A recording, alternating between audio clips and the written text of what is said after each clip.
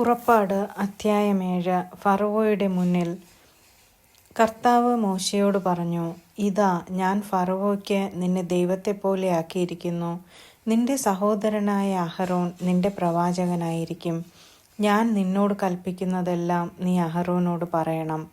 ഫറവോ തൻ്റെ രാജ്യത്ത് നിന്ന് ഇസ്രായേൽക്കാരെ വിട്ടയക്കാൻ വേണ്ടി നിന്റെ സഹോദരൻ അഹരോൻ അവനോട് സംസാരിക്കട്ടെ. ഞാൻ ഫറവോയുടെ ഹൃദയം കഠിനമാക്കും. ഈജിപ്റ്റ് രാജ്യത്ത് വളരെയേറെ അടയാളങ്ങളും അത്ഭുതങ്ങളും പ്രവർത്തിക്കും. എങ്കിലും ഫറവോ നിങ്ങളുടെ വാക്ക് കേൾക്കുകയില്ല. എന്നാൽ ഞാൻ ഈജിപ്റ്റിനെ കഠിനമായി ശിക്ഷിച്ച് എൻ്റെ സൈന്യവും ജനവുമായ ഇസ്രായേലിനെ ഈജിപ്റ്റിൽ നിന്ന് പുറത്തു കൊണ്ടുവരും.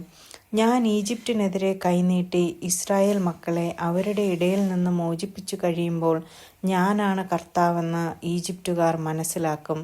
മോശയും അഹരോനും കർത്താവ് കൽപ്പിച്ചതുപോലെ പ്രവർത്തിച്ചു. അവർ ഫറവോയോട് സംസാരിക്കുമ്പോൾ മോശയ്ക്ക് 80 അഹരോന് 83 വയസ്സായിരുന്നു. വടി സർപ്പമായി മാറുന്നു.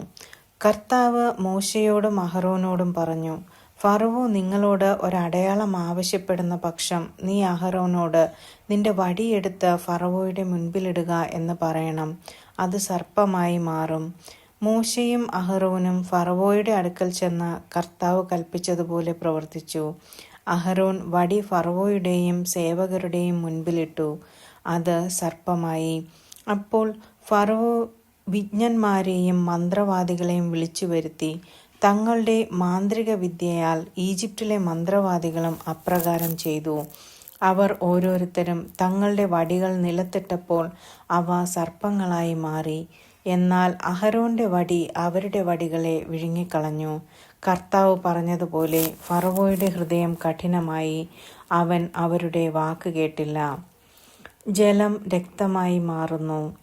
കർത്താവ് മോശയോട് പറഞ്ഞു, ഫറവോ കഠിനഹൃദയനായി തീർന്നിരിക്കുന്നു. അവൻ ജനത്തെ വിട്ടയക്കാൻ വിസമ്മതിക്കുന്നു. രാവിലെ നീ ഫറവോയുടെ അടുത്തേക്ക് പോവുക. അവൻ നദിയിലേക്ക് ഇറങ്ങി വരുമ്പോൾ നീ നദീതീരത്ത് അവനെ കാത്തു നിൽക്കണം. സർപ്പമായി മാറിയ വടിയും കയ്യിലെടുത്തുകൊള്ളുക. നീ അവനോട് പറയണം, ഹെബ്രായരുടെ ദൈവമായ കർത്താവ് എന്നെ നിന്റെ അടുത്തേക്ക് അയച്ചത് മരുഭൂമിയിൽ എന്നെ ആരാധിക്കാൻ എൻ്റെ ജനത്തെ അയക്കുക എന്ന് ആവശ്യപ്പെടാനാണ്. എന്നാൽ നീ ഇതുവരെ അതനുസരിച്ചില്ല. കർത്താവ് പറയുന്നു, ഞാനാണ് കർത്താവെന്ന് ഇതിനാൽ നീ മനസ്സിലാക്കും. ഇതാ, എൻ്റെ കയ്യിലുള്ള വടി കൊണ്ട് ഞാൻ നൈലിലെ ജലത്തിന്മേൽ അടിക്കും. ജലം രക്തമയമായി മാറും. നദിയിലെ മത്സ്യങ്ങൾ ചത്തുപോകും. നദി ദുർഗന്ധം വമിക്കും. നദിയിൽ നിന്ന് വെള്ളം കുടിക്കാൻ ഈജിപ്റ്റുകാർക്ക് കഴിയാതെ വരും. കർത്താവ് മോശയോട് ആജ്ഞാപിച്ചു, അഹരോനോട് പറയുക, നീ വടി കയ്യിലെടുത്ത് നിന്റെ കൈ ഈജിപ്റ്റിലെ ജലത്തിന്മേൽ, അവിടുത്തെ നദികളുടെയും അരുവികളുടെയും കയങ്ങളുടെയും കുളങ്ങളുടെയും മേൽ നീട്ടുക. ജലം രക്തമായി മാറും. ഈജിപ്റ്റിലെങ്ങും മരപാത്രങ്ങളിലും കൽപാത്രങ്ങളിലും പോലും രക്തം കാണപ്പെടും. കർത്താവ് കൽപ്പിച്ചതുപോലെ മോശയും അഹരോനും പ്രവർത്തിച്ചു. ഫറവോയുടെയും അവരുടെ സേവകന്മാരുടെയും മുൻപിൽ വെച്ച് അവൻ വടി ഉയർത്തി നദീജലത്തിന്മേൽ അടിച്ചു. നദിയിലുണ്ടായിരുന്ന ജലമെല്ലാം രക്തമായി മാറി. നദിയിലെ മത്സ്യമെല്ലാം ചത്തൊടുങ്ങി. നദി ദുർഗന്ധം വമിച്ചു. ഈജിപ്റ്റുകാർക്ക് നദിയിൽ നിന്ന് വെള്ളം കുടിക്കാൻ കഴിഞ്ഞില്ല. ഈജിപ്റ്റിലെങ്ങും രക്തം കാണപ്പെട്ടു. ഈജിപ്റ്റിലെ മന്ത്രവാദികളും തങ്ങളുടെ മന്ത്രവിദ്യയാൽ അപ്രകാരം ചെയ്തു. കർത്താവ് പറഞ്ഞതുപോലെ ഫറവോ കൂടുതൽ കഠിനഹൃദയനായി.